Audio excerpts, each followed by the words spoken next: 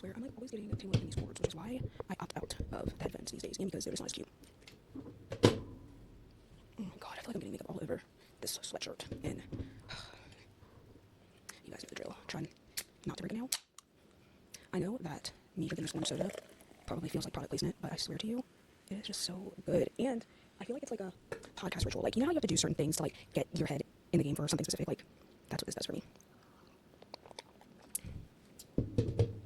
Okay, now, I plan to, wait, why is it like, okay, anyways, I plan today to look so cute, and I had to resort to a cozy vibes in my hoodie because it is 67 degrees in my apartment, which is by choice, but I just am freezing. So I was like, no, I need my big organic hoodie. I think this is like Larry June's merch brand. My boyfriend got me this sweatshirt, and it is so cozy. So I just decided we would do some cozy vibes today. Anyways, let's just get into the episode. All right, ready and action. Hey guys, welcome back to the Subjective Podcast. I'm your host, Danielle, and today we have a very special episode per usual. It's a very cozy day today. It's freezing in my apartment, so we're gonna be giving cozy vibes. I have on my little blue light glasses and I can literally see the glare in the screen, so that's annoying, but it's fine. But before we get into this episode, let's just do a little bit of housekeeping as we usually do. First and foremost, if you have not watched my last episode, add it to your playlist so that you can watch it after this or whenever you decide to catch up on all your podcasts in the shower, on your drive to work, during your hot girl walk, whenever you like to listen. Make sure that you add my last episode and any episodes that you've missed to your playlist. Other than that, if you are watching on YouTube, please make sure that you subscribe to the channel. I would actually really appreciate that because subscribing is very helpful to the podcast. And also, if you are watching and you want to have a little chat with me, leave a comment and I will be sure to respond back to you. If you are listening on a podcast platform, please make sure that you subscribe. Specifically, if you're on Apple, leave a review. And by a review, I mean 5 stars only. However, whatever you're feeling, whatever you're thinking, say it with your chest, but just make sure you're not anonymous. Okay. Other than that, follow me on TikTok and Instagram at The Subjective Pod. I also have a Facebook page, which is also The Subjective Podcast. I also have a Substack, which is linked. And if you need some advice or you want to know how I would handle some of your crazy life situations, submit it to What Would Danielle Do? And I will answer with a real, raw, honest opinion, good advice, and I will do it right here on this podcast. I'm trying to keep them like in theme with the episode, which is why I haven't done any in a few, but if they don't keep aligning like with whatever the topic is, then I'm going to just start doing them. I also might do like a full episode that is like a Q&A, what would Danielle do episode. I think that would be cool because I get a lot of different questions in my inbox, and then I've also done like a question box on Instagram, and I'm probably going to do another one and just gather all of your burning nosy questions and answer everything in one episode. So without further ado, let's get into today's episode because, per usual, I have something that is on my chest.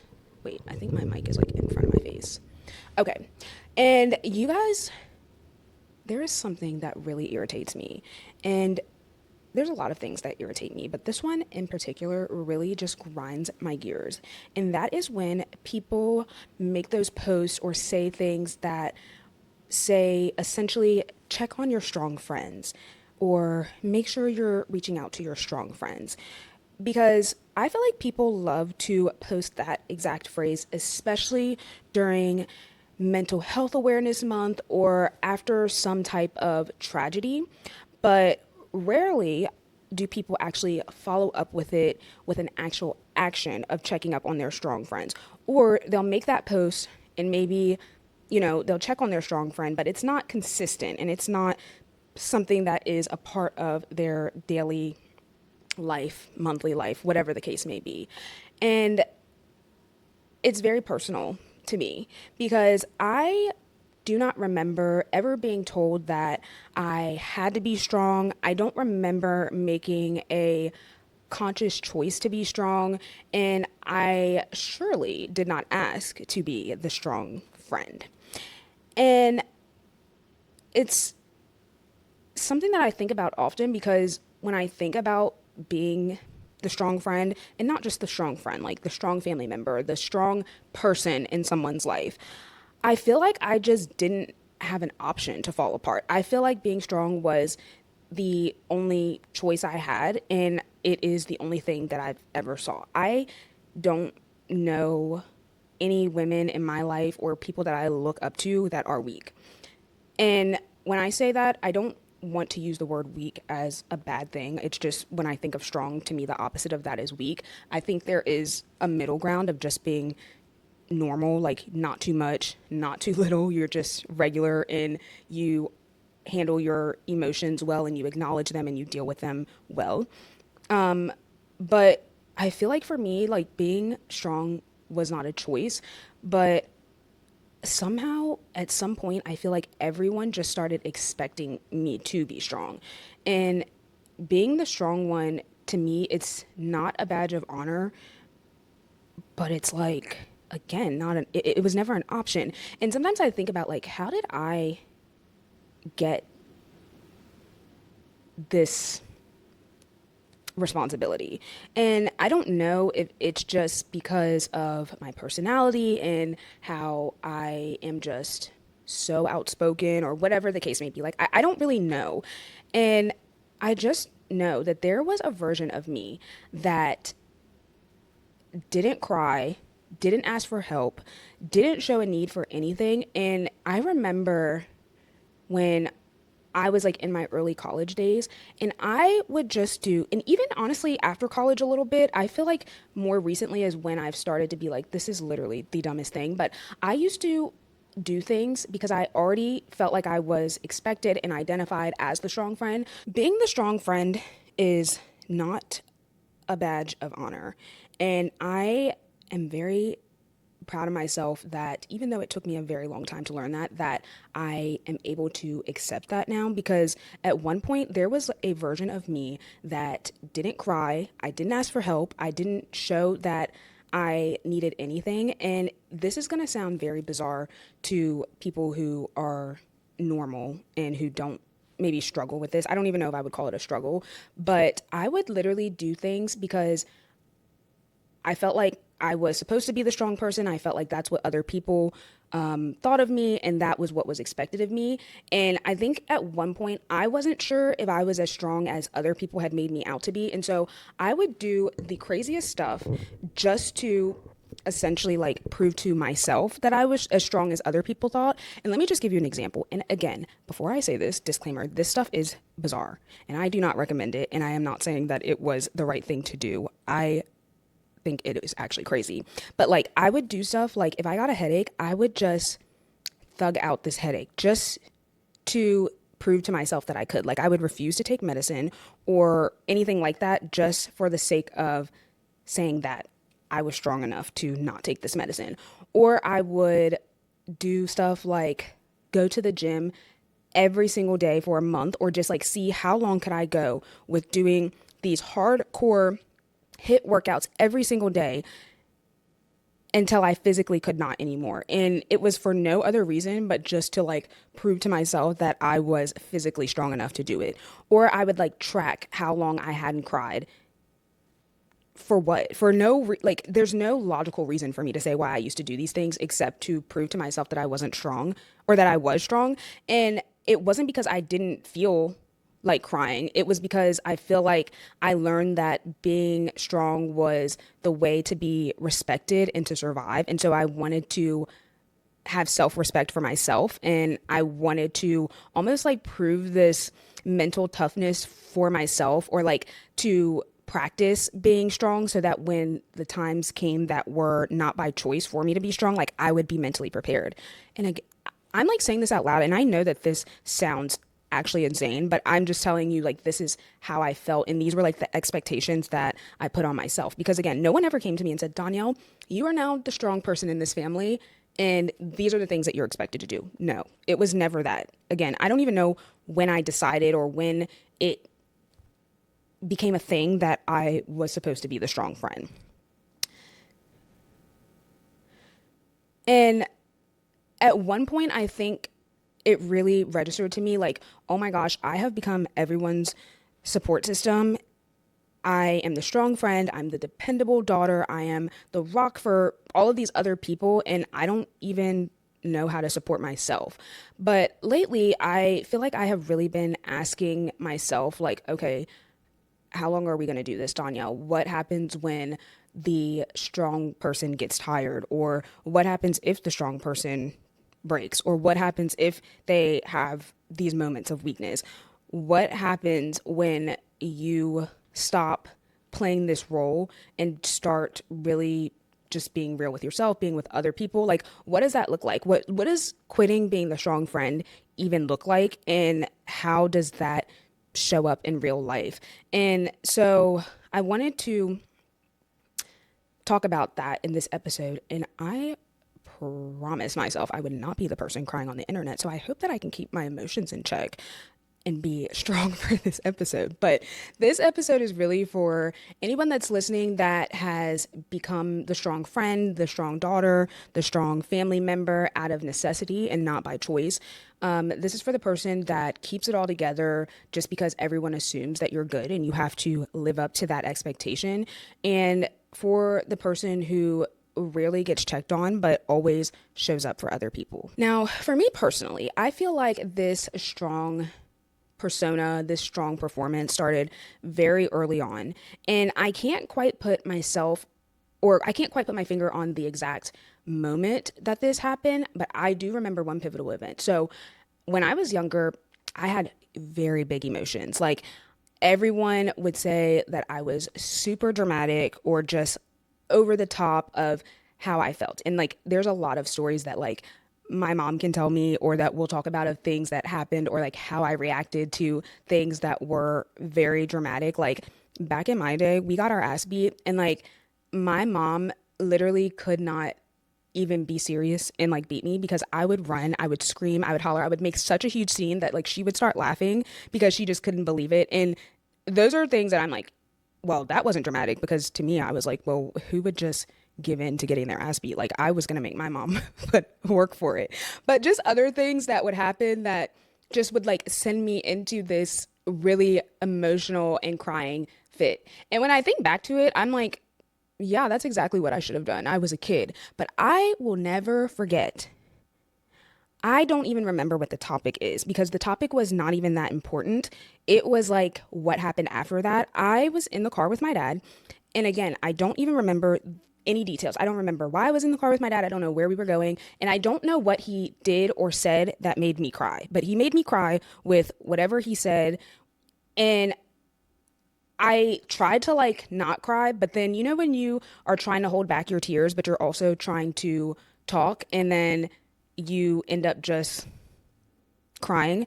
And so I started crying because my dad made me cry and he said something that made me cry. And so I cried because that's how I felt in the moment. And I will never forget when my dad was like, "Why are you crying? You literally need therapy." That's what he said. And this was back when therapy wasn't as normalized as it is now. Like, if someone said you needed therapy, like that was an insult. That meant that you were literally unwell and you needed help. And I will never forget him saying that to me, because to me, I just couldn't wrap my head around it, because I was like, you literally said something to make me cry. And because I am reacting with the emotion of how you made me feel, now you're insinuating that I am unwell and I need to be checked into a mental facility because of it.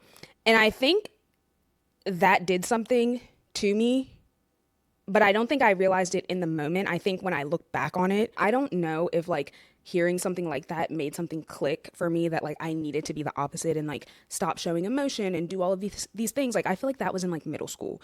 But even before that, I feel like I always had like a little bit more of a strength expectation than other people or what other kids would maybe have. And again, like, I do a lot of self-reflecting. So when I think back on it, I feel like the majority of my life, all of my life, honestly, I have watched my mom survive. I have watched my mom carry an immense amount of pain like it was normal. And I feel like without even knowing it, I just absorbed this message in my head. And I always say this even to this day. And I still do feel like that of like, if my mom never folded and she has experienced way worse than me, then what reason would I fold? Like, I feel like my mom set this blueprint without even knowing it. And her setting this blueprint was also out of survival. Like, she didn't have a choice but to be strong. And I feel like I started equating, I wouldn't say emotional suppression, but just like the way that my mom would be going through so much and just carry on. Like, she would carry on and still take care of her responsibilities and still go to work. And she never complained once. She never complained once. And it would be just the worst shit that could ever happen to someone. And my mom would just keep going. Like, she never folded. And I think seeing that and watching my mom just show so much resilience is what, to me, was the definition of strength. And it kind of is. And like, I feel like I even got to a point of where I always have or had this thought process of like, even if I was going through something that maybe made sense to be or have show a little weakness with, I feel like I always had this mindset of like, well, someone else is probably going through worse, or someone else probably has it way worse than me. And even like when I think of my mom, like I always feel like I'm thinking back of like, well, this is nothing compared to what my mom had to go through. So why couldn't I get through this? Or why can't I be strong through this? And with my mom, it's like, it was, I think she carried a lot of quiet pain. She had constant endurance. Her strength was usually exhibited as silence, as efficiency, as someone that didn't cry, she didn't complain, she didn't crumble. Like, I could count on one hand the amount of times that I have even seen my mom cry. And I think in some sick and twisted way, I have always saw any type of pain or bad experience that I'm going through as less valid because my mom's has always looked heavier. So I have always minimized mine. I have compared it. I have dismissed it. Like, I always think back to when my mom got a divorce and I was going through a breakup. These things were happening right at the exact same time. And it took me so long to even like really process that breakup because I was like, well, what my mom's going through in her divorce is way worse. Like, I don't even feel like I have the right to be crying about something so minuscule. And it's just crazy to think about of like how my mom kind of was that blueprint of strength for me, but not because she wanted to. I know my mom didn't just wake up one day and be like, oh my God, I have to be the strongest bitch in the world because I have daughters that are looking up to me. Like, no, she literally had no choice. And I know that. And that actually kind of sucks. And I say all that to say that bringing it back to being the strong friend, it can be such a disservice because I remember I was going through the worst depression in my life.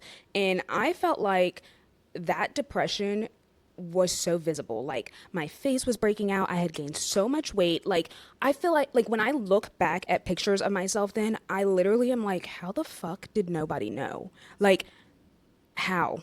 I truly couldn't understand that. And at one point, I even started to have a little animosity towards like my friends and my family because I'm like, how did no one know? Like, nobody asked. And no, I didn't ask for help. And no, I didn't outwardly just go and tell someone like, hey, I'm feeling depressed, because I feel like it was so visible. And I don't know if other people saw that I needed help and they just didn't offer it. But like, to me, I felt like, why do I have to go and say something for you to even want to check on me or ask or acknowledge it in any way? And I feel like it's because people thought I was the strong friend or I was the strong person that it just makes you almost invisible. Like, people, it doesn't even cross their mind to check on you because they already know that, or they assume that you're fine. And I want to be extremely clear. that it is so harmful. It's so harmful to assume that people who look like they have it all together, that they don't need someone to care about them. And you shouldn't have to look like you're in crisis or say it out loud that you're in crisis to be in one. And a lot of the strongest people you know have the most issues. And I think it's important to just remember that people who are great listeners, they also need to be heard. People who are problem solvers, they also need help too. People who are planners also want you to plan something for them. And sometimes I feel like when you are considered the strong person, that a lot of your struggles just go unnoticed because people assume that you can handle everything. And sometimes they even know about your struggles, but they kind of have this whole idea of, oh, well, they're strong, so they're fine, and they probably don't need anything. And I just remember like struggling at one point, and no one noticed. Everyone, I assumed, just thought I was fine. And I remember like I needed someone, and I felt like I had no one to call. I felt like I had to pretend like I was okay because I didn't want to worry other people or like put that burden on them. And I remember I promise, like during that time, I think I cried myself to sleep for 40 days and 40 nights. And then I would just show up every day, like everything was fine. I worked, I was in grad school, and I would just keep showing up. And I remember even like feeling guilty about having these feelings because it was like at a time in my life where I felt like everything was supposed to be all right and good, and I didn't understand why it wasn't. And now I feel like I'm able to talk about this time in my life a little bit easier than I was before. And I've had conversations with people, and I've seen people or heard them say like, oh, you handled it so well, or I couldn't even tell that you were going through something. And I I mean, like, I don't even think I could really respond to comments like that, but it's like, no, actually, I didn't handle it that well. You just didn't see that I lost myself, that I cried every single day, that I was literally living in isolation. Like, I carried this looming weight with me everywhere. And I think that feeling is also something that comes with being the strong friend. It's like this feeling of carrying the weight for literally everyone. It's this feeling of like, oh, if I don't do it, then it won't get done. And I think it's important, again, to remember just because you can handle something doesn't mean that you should. Like, capacity does not equal obligation. I think when you are the strong person, you're even more than that. You're the person that's planning the gifts. You're the person who's checking on people. You're the person who's managing all of the family logistics. And although I enjoy doing those things most of the time, a lot of that came because of that feeling of like, oh, if I don't do this, then it won't get done. And I feel like one of my biggest fears, like, I always think about like, oh my gosh, like what if something happens to my mom or someone else that I love? Like, I don't even know if I would be able to fully get a chance to grieve because I feel like I would be the one expected to be responsible for everything. And it's a difficult feeling because at one side of it, it's like a badge of honor because, wow, like I'm the one who would be the most responsible and the most capable of taking on, this huge responsibility. And that means that I have certain skills and knowledge and all of these other great qualities that make me qualified for this. But on the other hand, it's a lot of weight. So I guess what I'm trying to say is like, it's both an honor and a weight to be that person, if that makes sense. I feel like I'm now in this phase of life of like redefining what strength means for me now and what that looks like and how that is exhibited in my everyday life and trying to figure out when it's necessary versus not necessary.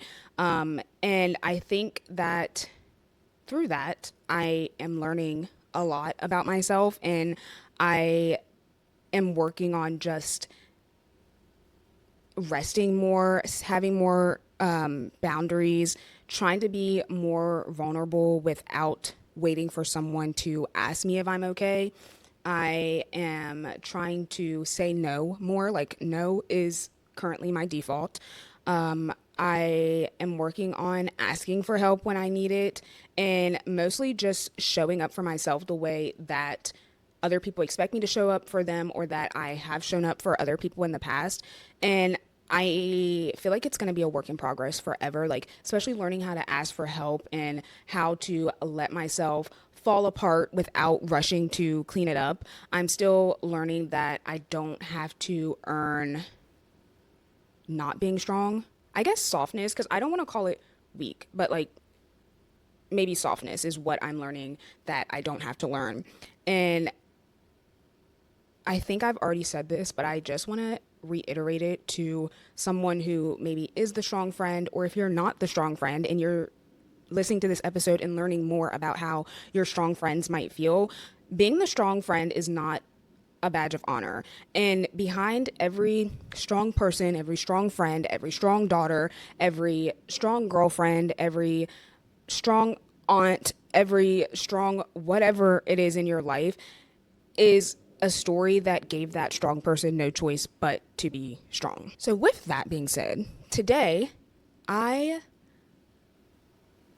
challenge you to call, text, or FaceTime with permission someone, not me, that you haven't talked to in a while, just to see how they are doing, and maybe make it a part of your regular routine. Put it on your calendar to do it on the 5th of every month, or whatever the case may be. Have a freaking text template of reaching out to people. Like, it's really not that difficult, and I know that sometimes it does take a lot of time and effort, especially if you have a lot of people in your life, or you have a whole lot going on in your own life, which I completely understand and I completely feel. I already have an I already have an episode that I want to do in talking about just like how much capacity it takes to maintain all of the different relationships in your life. So I say all that to say I challenge you to figure out a way to actually really check on your strong friends, and don't wait until there is some type of tragedy or obvious mishap for you to go and check on them. And with that being said, which I want to count how many times have I said, with that being said, or I say all that to say, I literally dream of never being called strong again in my life. That's a wrap. Thank you guys for watching. If this is an episode that might be helpful to your strong friend, or if you are the strong friend and you want to send this to someone who maybe doesn't understand the way that you feel, or you're not able to articulate how you feel being the strong friend, then share this episode with them. If there is anything you want to chat about in the comments, please feel free to leave it in the comments or DM me on Instagram. You can also submit it to WWDD, What Would Danielle Do? And we can talk about it there. And as always, follow at The Subjective Pod on Instagram and TikTok. Subscribe to the channel on YouTube. And if you are listening on Apple, Spotify, Amazon Music, iHeartRadio, wherever you get your podcasts, please subscribe. And I will chat with you guys in the next episode. Okay, bye.